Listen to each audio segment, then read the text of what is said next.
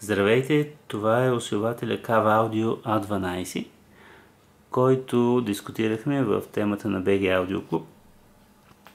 Благодаря на всички, които се включиха в темата и ми помогнаха да направя добър избор. Ето го и него. Усилвателя отворил съм да го видите как изглежда отвътре.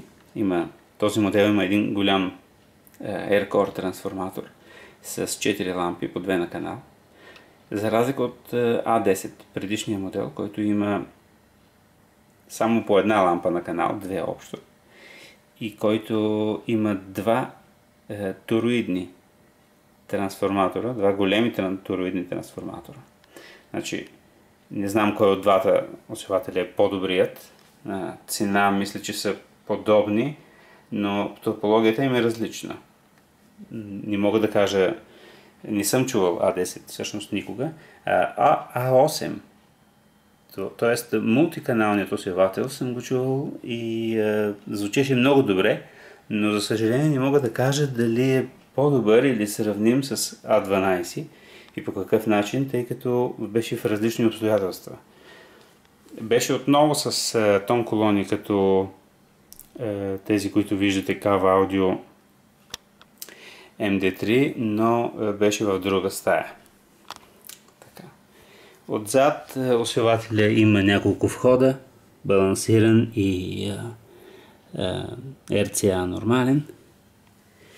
Това е добре, защото аз използвам балансирани и доколкото така може да се вярва на спецификациите, той предлага доста по-добро ниво на звук, т.е. по-нисък шум. Така, наистина спартански е оборудван усилвателя. Доволен съм, че има изобщо дистанционно. Но пък е много елегантен. Не смятам, че е най-елегантният усилвател на Kava, но Kava по принцип бих казал, че правят доста така естетични усилватели. Отпред има само стендбай, волюм, един VU метър, който не смятам, че е наистина на нивото като външен вид, на нивото на западния хай-енд, но в никакъв случай не намирам за грозен.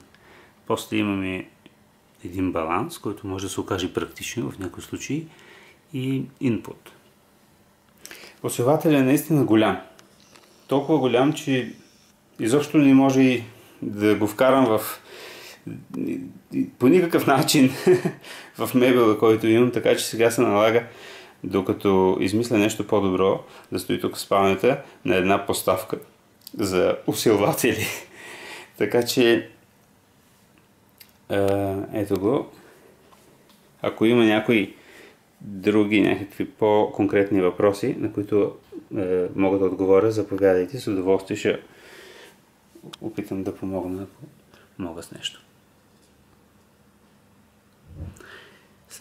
Смятам да направя и едно демо, така че следващото видео ще бъде демонстрация.